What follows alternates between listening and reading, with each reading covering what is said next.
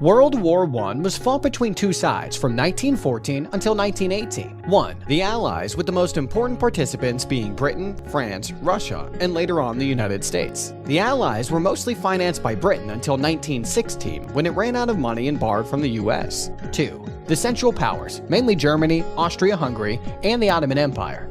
The Central Powers were mostly financed by Germany, which after its unification in 1871 became an industrial force and wanted to also become a military superpower. The two sides expected a relatively short conflict and therefore didn't prepare accordingly. World War I lasted a lot longer than people expected, and the larger as well as better balanced economies of the Allies gave them an edge. The Allies spent over 2 times more than the Central Powers during the war and eventually won.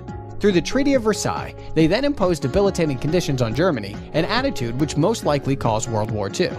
European economies were devastated after the war, including those of the Allies. The United States, however, prospered during World War I. Before the war, it was actually in recession and a net international debtor. However, exports to Europe during the war enabled it to experience an economic boom. The main economic lesson is that even most of the so-called winners of World War I experienced dramatic losses. The direct cost alone amounted to approximately $200 billion back then, which is roughly $5 trillion in today's dollars, but the most dramatic costs of war are those outside the realm of economics.